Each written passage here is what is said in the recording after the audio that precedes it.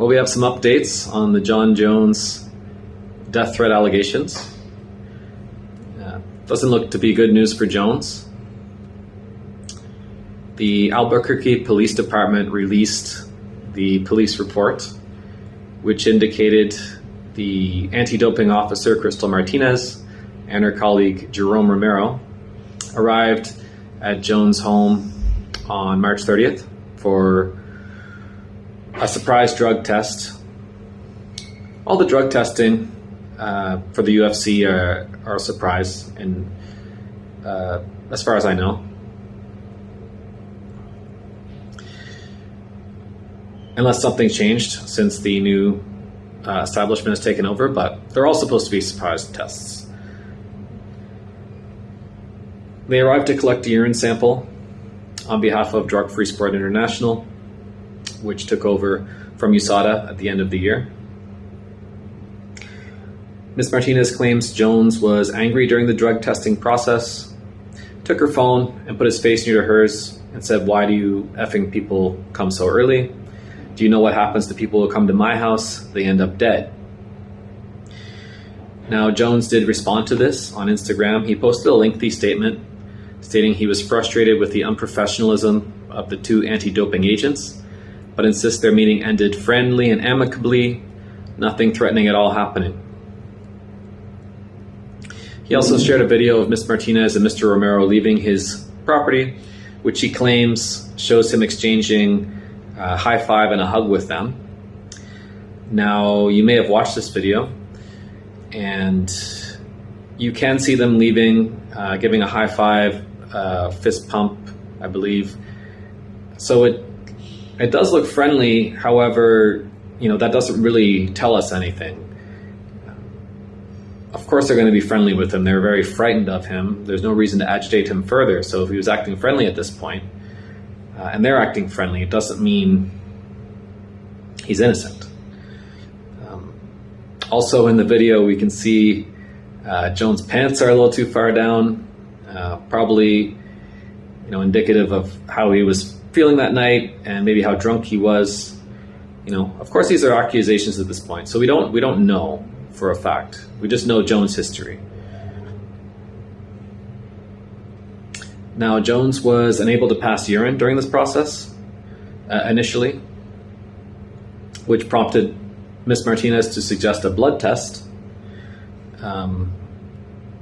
This caused Jones to become even more angry. Jones walked away with Mr. Romero, returned with the urine sample, so they ultimately did get the urine sample.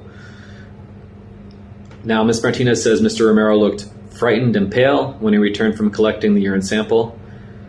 So it'll be interesting to see if we hear what happened with Mr. Romero during collecting the urine sample. If these reports are accurate, clearly he scared him, quite extensively. So then at one point, the report claims Jones assaulted her, picked her phone up off a surface, and then recorded a video. And the video apparently captured the MMA star stating, "Here's effing Jerome and his girlfriend in my garage." Ms. Martinez also said it was around this point the fighter put her face near hers and said, "People who come to his house early end up dead."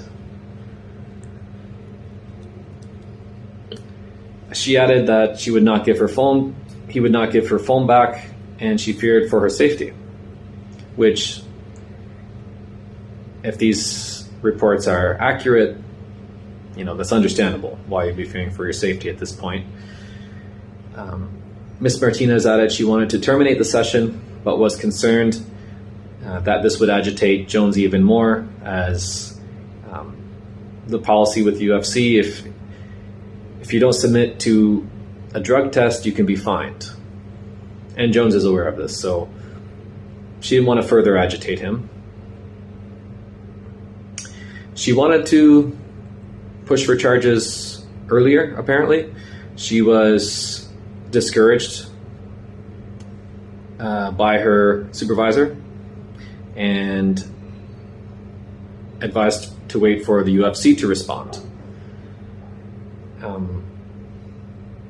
Now, the fact that she ended up filing charges tells me either the UFC didn't respond or didn't respond sufficiently,